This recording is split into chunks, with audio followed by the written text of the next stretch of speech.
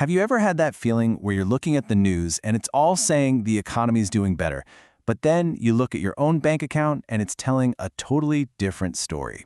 Yeah, you're not alone. Today, we are going to unpack this bizarre paradox, why so many of us feel more financially stressed than ever, even when the big picture seems to be looking up. Let's get right into it. This really is the million-dollar question, isn't it? It's this huge disconnect between the data we see and the lives we're actually living.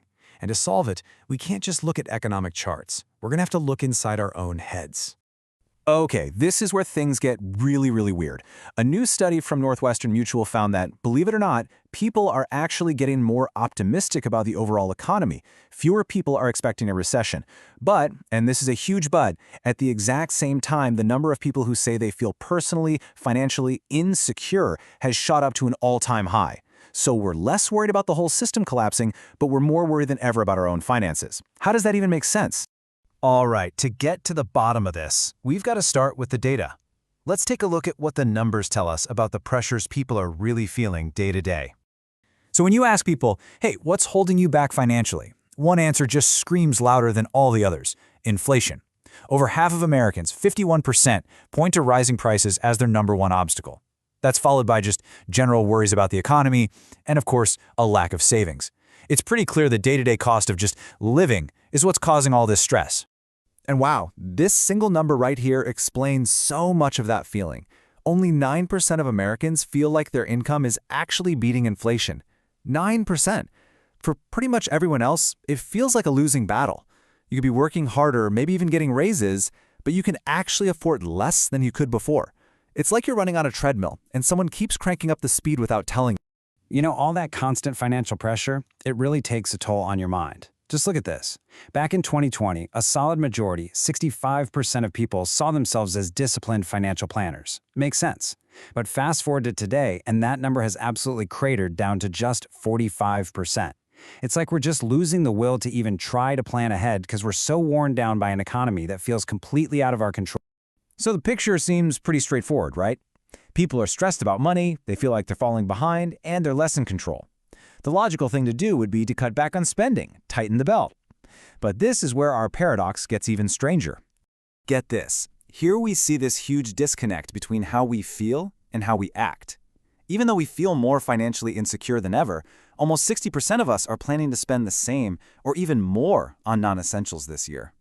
We're worried about our finances, but we're still booking that vacation or going out for dinner.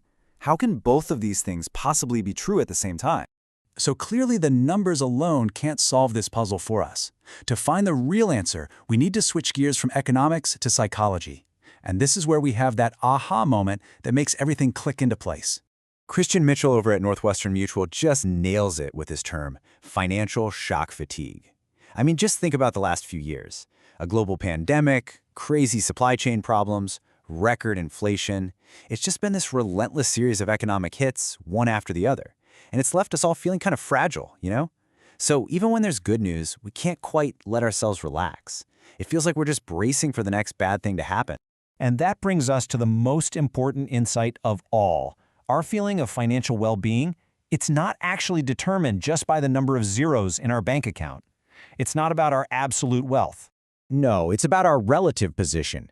It's all about how you feel you stack up against the people around you, the world you see every single day, both in real life and online. And this brings us to this powerful psychological idea, relative deprivation. It is the perfect explanation for our economic paradox. It's that nagging feeling of discontent you get when you compare yourself to people who are kind of like you, and you see a gap that you feel is unfair, a gap that you feel you deserve to have filled. It's not about being poor, it's about feeling left behind. So what does this whole feeling of falling behind actually look like? Well, it breaks down into a really simple and, let's be honest, a very human three-step process. It always starts with a simple comparison. You look at a coworker, a neighbor, maybe just a post you scroll past on social media. Then, step 2, you notice a gap. They have something you don't, a promotion, a nicer car, a big vacation. But it's that final crucial step that really matters. You decide that the gap is unfair. And that sense of injustice, that is the spark that lights the fire of stress and resentment. And this psychological state has very real financial consequences. It pushes us all into this defensive crouch. I mean, look at this. 42% of Americans say their main financial strategy for this year is just playing defense, trying to protect what they already have. Only 29% are out there playing offense and trying to capitalize on growth. This feeling of falling behind is literally making us more fearful with our money. So what's the big lesson here? What's the major takeaway from all this? Well, it really forces us to rethink what financial well-being even means. It's about so much more than just money. So let's tie this all together. That gap you've been feeling between the economic headlines and your own life, it is absolutely real. And it's not just about the numbers on a spreadsheet. It's driven by that powerful, deep-seated human instinct to compare ourselves to others. Your perception of where you stand in the world matters just as much, maybe even more, than your paycheck. And this feeling of being left behind, it's not just in your head. It creates real, measurable financial stress.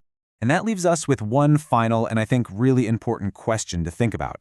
We live in a world where we are constantly being shown what everyone else has, making that comparison game almost impossible to avoid.